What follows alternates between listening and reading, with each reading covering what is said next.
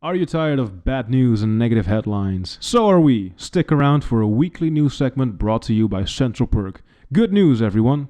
Man uses drone to rescue dog lost for 10 days in the woods.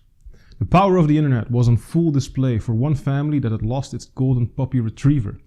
Brian James of Cairo, New York came across an online flyer for year-old Meadow in November and said he was moved to join a community effort to find the white pup, which had been lost in a wooded area for over a week.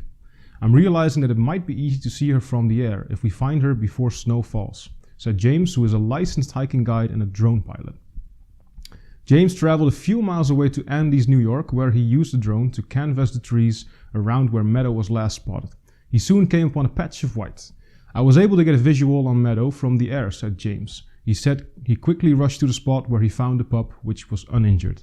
She was reunited with her family soon afterward.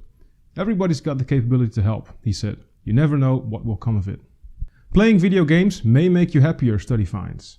Playing video games may improve your mental health and make you happier, according to a scientific study that used industry data from gaming companies to analyze players' well-being.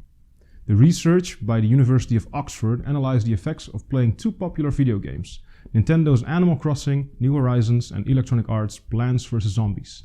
It found that time spent playing the games was associated with players reporting that they felt happier.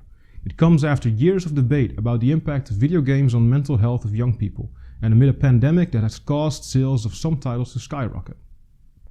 But the studies focused on just two games meant they couldn't draw conclusions about the impact of other genres or gaming platforms. And authors stressed that further collaborative research should be done to determine whether it was the games themselves that caused improved mental well-being. Israeli scientists claim major cancer breakthrough using tiny scissors. Israeli scientists have claimed a major breakthrough in the fight against cancer after using Nobel Prize-winning technology to destroy cancerous cells in mice, leaving everything around them intact. In what researchers have called a world's first, the study from Tel Aviv University suggests that CRISPR-Cas9 gene editing system, which allows scientists to make precise alterations to DNA, can be used like tiny scissors to target and treat cancer in animals. The technology, which gained its creators the Nobel Prize for Chemistry this year, was examined by cancer expert Professor Dan Peer, who said that there's no side effects from the process. This technology can extend the life expectancy of cancer patients and we hope one day cure the disease, Professor Peer said after his peer-reviewed research was published in the Science Advanced journal. If we can use this technology, then within 3 treatments we can destroy a tumor. This technology can physically cut the DNA in cancerous cells and those cells will not survive. The mice who received treatment were found to have double the life expectancy of the control group, with a 30% higher survival rate for glioblastoma and an 80% higher survival rate for metastatic ovarian cancer. Pierce said that his team planned to develop the treatment for all cancers and that the technique could be ready to use on humans within 2 years. Trans people can now self-identify their gender with a few clicks as India launches revolutionary online portal. The portal, launched on 25th of November by the Ministry of Social Justice and Empowerment, will allow trans people to have their gender identity certified by the district magistrate without visiting government offices. The ministry said the new portal would help protect the privacy of trans people by allowing them to self-declare their gender identity online, the Times of India reports. Trans people who want to use the system will be asked to upload an affidavit declaring their self-perceived gender identity. They will be sent to an identity certificate that confirms their gender correctly, and they will have received an update identity card within 30 days. The ministry also said trans people would be able to register grievances through the online portal and will eventually link them to various government facilities and schemes they can access online. France will become the first country to label electronic devices with repairability tags.